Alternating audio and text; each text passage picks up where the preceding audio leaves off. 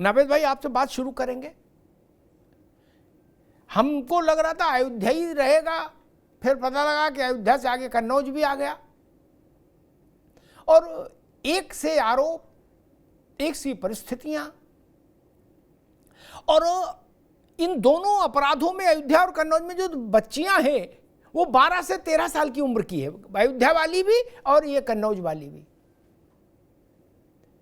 क्या आपको लगता है कि जब उपचुनाव का वायुमंडल बन रहा हो, प्रदेश में प्रभारी नियुक्त किए जा रहे हों, तैयारियां हो रही हों, और उस बीच में ये जो दो कांड आए हैं, ये उत्तर प्रदेश की राजनीति को गरमाएंगे, इसमें कोई संदेह नहीं। क्या समाजवादी पार्टी को इसके लिए, इससे नुकसान होता दिख रहा है आपको?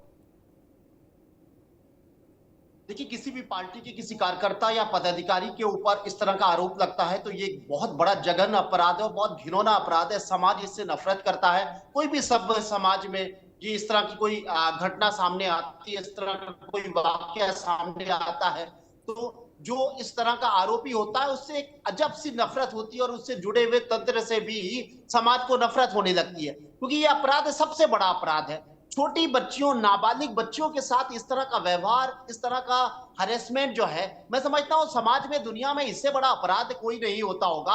और समाज इस तरह के अपराध से जितनी नफरत करता है वो किसी मर्डर से भी शायद नहीं करता हो, डकैती से भी नहीं करता हो, किडनैपिंग से भी नहीं करता हो, क्योंकि हर के घर में बच्चियां होती हैं और बच्चियां जो हैं वो भगवान के रूप में होती हैं और वो सबसे प्यारी होती हैं और उनकी इज्जत और उनका सम्मान जो है वो किसी भी जीवन का सबसे बड़ा महत्वपूर्ण पहलू होता है। तो पहली चीज तो ये कि जब इस तरह की कोई घटना आती है, अगर समाजवादी पार्टी के कार्यकर्ता के ऊपर आरोप लगता है तो समाजवादी पार्टी के लिए बड़ा कलंकित है इस तरह की चीजें, और बड़ा इतनी बड़ी बदनामी से बच निकलना बड़ा कठिन होगा। एक चीज ये। दूसरी चीज ये उस समाज के लिए भी शर्मनाक होती है जिस समाज में होता है। तीसरी चीज उस सरकार के लिए भी बड़ा प्रश्न चिन्ह करती है जिस सरकार में बार बार ये घटनाएं होती हैं और हर घटना में कह दिया जाता है कि अब कोई बख्शना नहीं जाएगा, ऐसी सजा दे दी जाएगी, ये पुश्तैनें याद रखेंगी। लेकिन 8 साल तो उत्तर प्रदेश में भी हो गए, 10 साल तो मोदी सरकार के भी हो गए, लेकिन 3 साल के बाद, हर 3 महीने के बाद, हर 6 महीने के बाद एक एपिसोड सामने आता है, तो शर्म की बात तो सरकार के लिए भी है और समाजवादी पार्टी के लिए तो डूब मरने की बात है, क्योंकि समाजवादी पार्टी के ऊपर इस तरह के तमाम आरोप लगते भी रहे और गायत्री प्रजापति जैसे पावरफुल मंत्री जो हैं उस तरह के आरोपों में नहीं बल्कि उनके गुनाह साबित हो चुके हैं, वो जेल में जा चुके हैं, तो उसकी प्रतिष्ठा का सवाल है, उसकी कहीं ना कहीं गुडविल लॉस हो रही है, चुनाव पे प्रभाव पड़ेगा। लेकिन भाजपा को भी ये सोचना चाहिए, अगर भाजपा इस बात को उछाल रही है, उछालना चाहिए भी है। आप क्या कर रहे हैं, आपकी पुलिस क्या कर रही है? ठीक, नवेद भाई रुकना होगा। कीर्तिनिधि पांडे, ठीक है नवेद भाई, कीर्तिनिधि पांडे जी के पास चलूंगा एक बात कह के। ये ठीक है नवेद बाबू, ये छोटी बात नहीं किसी भी पुलिसिंग के लिए, मेरी बात को गौर सुनिएगा, ये छोटी बात नहीं किसी भी पुलिसिंग के लिए कि नवाब सिंह यादव अपने विद्यालय में लेटा था अपने कमरे में, ऊपर कमीज पहनी थे, नीचे केवल अंडरवियर धारण किया था, और बगल में वो बुआ बैठी थी, वो भतीजी बैठी थी। क्या अब भतीजी, बुआ खुद मान रही कि भतीजी ने कहा कि हमारा टॉप उतार दिया, क्या? तो बोली तुम कहाँ थे बुआ? बोले हम गए थे गुसलखाना में हाथ धोने, तो हमने बिटिया से कहा चलो कोई नहीं, तुम टेलीफोन लो और अम्मा से बात कर लो।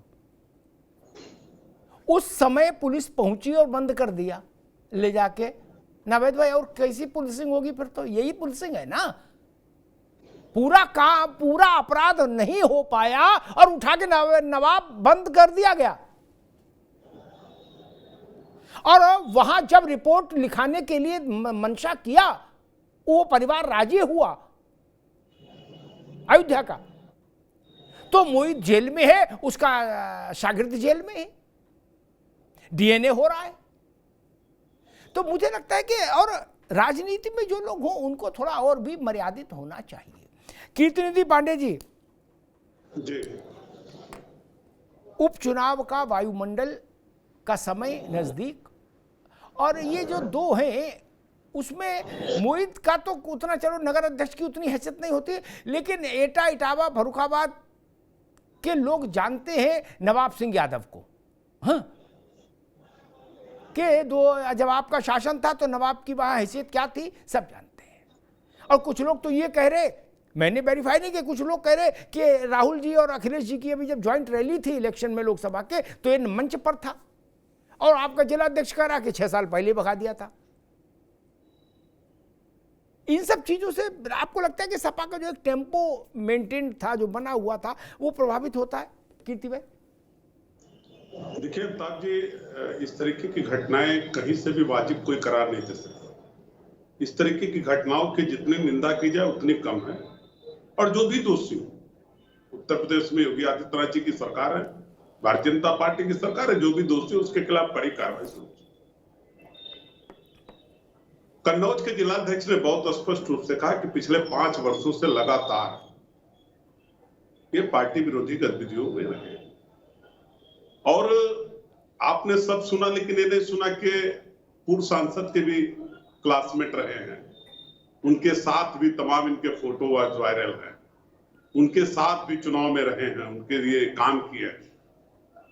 लेकिन ठीक है, ये बात अगर आप नहीं सुने तो कोई बात नहीं, लेकिन जिस तरीके से कन्नौज की घटना में उनकी बुआ का, उनकी दादी का, उनकी मदर का लगातार बयानात आ रहे हैं, और जिस तरीके से बिटिया का 6 घंटे तक मेडिकल जांच नहीं कराई, इस तरीके से पुलिस प्रशासनिक व्यवस्था पर भी कई तरीके के सवाल खड़े हैं। और एक बात शिवपाल जी ने बहुत पहले कहा था, उपचुनाव की आहट नहीं शुरू हुई थी तभी कहा था, अयोध्या की घटना के बाद, कि इस तरीके की तमाम घटनाएं दिखेंगी, और खास करके उन जगहों पे जहां जहां उपचुनाव, तो उपचुनाव की आहट भी इस तरीके के कार्यक्रमों में दिख रही है।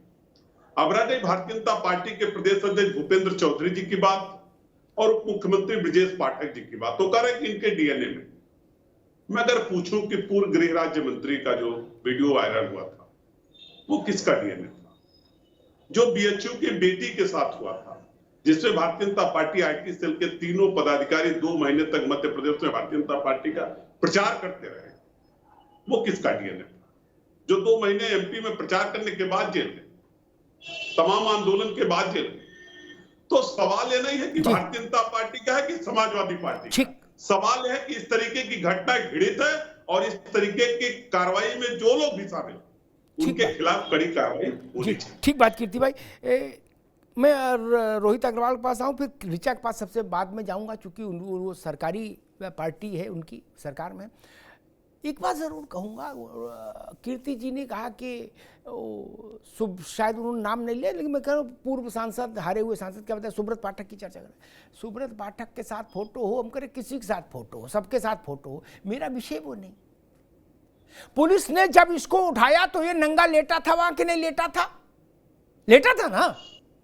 और एक महिला और एक बच्ची वहां बैठी थी, बच्ची कह रही कि हमारा कुर्ता उतार दिया। इतने पर्याप्त नहीं है क्या? और एक बात कीर्ति बाबू कहें, रुक जाओ, मैं डॉक्टर और वकील नहीं, लेकिन एक बात कहता हूं कि के बयान में क्या, अरे एक मिनट रुक जाओ बाबू, भैया दोबारा आएंगे तब बोल लीजिएगा, तब तक लिख के बंद करिए आवाज इनकी भी, ऐसे नहीं, जब दोबारा आए तब बोलिए।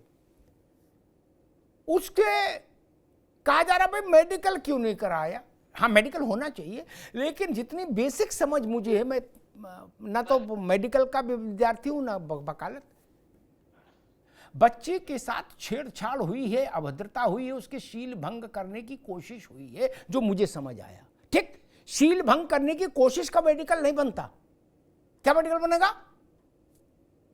बिटिया कही ने कहा कि मेरे कुर्ता उतार दिया इनने, यह अपराध है, लेकिन ये चिकित्सा शास्त्र में तो नहीं आएगा ना।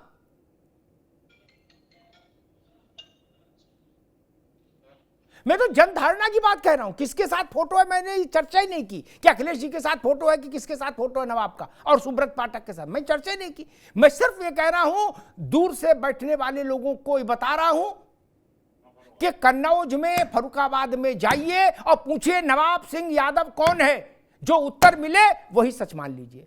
क्या जिला अध्यक्ष कह रहा, मैं उस बहस में नहीं पढ़ रहा। खैर रोहित अग्रवाल जी। जी सर। कुछ लोग ये भी चर्चा कर रहे हैं, भैया रुको कीर्ति बाबू, कुछ लोग ये भी चर्चा कर रहे हैं कि एक सी घटना में 2 ट्रीटमेंट क्यों? मोहित के लिए बोले ना, खूंटा यहीं गड़ेगा, पंचों गिराए सर माथे, खटोला यहीं बिछेगा। मोहित हमारी पार्टी का जुझारू नगर अध्यक्ष है, वो नहीं हट सकता। ठीक, सपा ने स्टैंड लिया कि हम मोहित को नहीं हटाएंगे। क्या चाहे कुछ हो जाए। और यहाँ इधर ये अंडरवियर में पकड़ा गया नवाब है, और उधर तुरंत कलीम भाई ने चिट्ठी लिख दी, बोले भाई हमसे कोई लेना देना नहीं। अब कुछ लोग कह रहे हैं कि वो मोईद खान था इसलिए बचा, ये नवाब सिंह यादव थे इसलिए साइकिल से उतार दिए गए। क्या मसला है?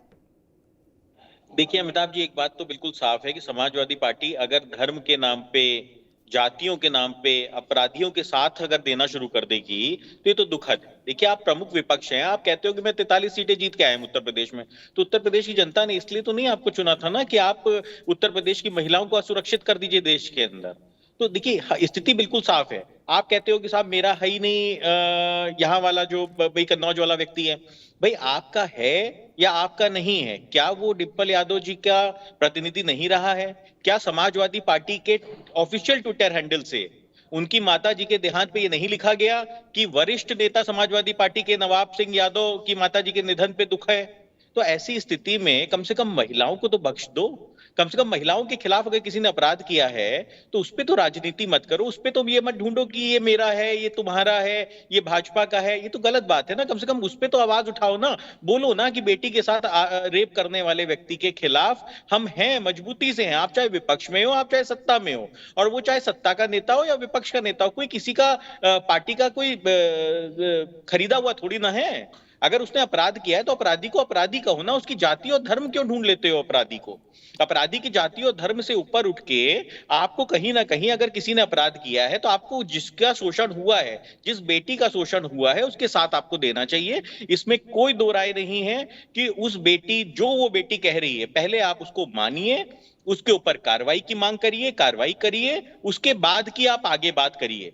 दूसरी चीज ये कि अगर किसी के ऊपर भी इस तरीके के घृणित आरोप लगते हैं, कुछ ऐसे चीजें हैं जिसपे अगर इस तरीके के आरोप लगते हैं तो उसको आपको तुरंत पार्टी से निष्कासित करना चाहिए, क्योंकि इसके लिए कहीं कोई समाज में भी जगह नहीं होती। समाज से भी उसका बहिष्कार होता है इस तरीके के आरोप लगने पे। तो आप पार्टी में कैसे रख सकते हो उसको? आप खाली निजी हित में उसको पार्टी में रखना चाहते हो, आप निजी हित में उसका साथ देना चाहते हो, और आप उस छोटी बेटी का साथ नहीं देना चाहते हो जो कि कैमरे के ऊपर देखा गया कि किस तरीके से इनका नवाब सिंह यादव कच्छे में लेटा हुआ था, एक महिला से बातचीत कर रहा था। आप मुझे बताइए कोई व्यक्ति क्या कच्छे में लेट के किसी महिला से बात करता है क्या? तो ये तो साफ है ना कि वो अपराधी है, और अपराधी है तो उस बेटी का साथ देना चाहिए। उस बेटी का साथ कौन देगा? तो मैं तो मांग करता हूं समाजवादी पार्टी से भी कि अपराधी को अपराधी कहिए, उसकी जाति और धर्म मत ढूंढिए, उसके उसमें राजनीति मत ढूंढिए। आपको कहीं ना कहीं आपको समाज के मुख्य धारा में चलना पड़ेगा। अगर आप ये कहते हो कि हम 43 सीटें जीत के आए, तो जनता का शोषण करने के लिए आपको थोड़ी ना जनता ने ताकत दी है।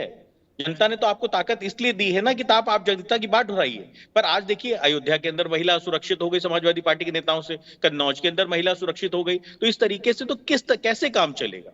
एक तरफ 2024 के चुनाव में वो अखिलेश यादव जी के साथ दिखाई पड़ रहा है नवाब सिंह, और दूसरी तरफ आपका जिला अध्यक्ष कहता है कि हमने 6 साल पहले निष्कासित कर दिया था। तो आप कम से कम एक बार बेटी के लिए तो आवाज उठाओ, जाके बेटी के घर में मिलो ना। रोहित बाबू रुकना होगा, मैं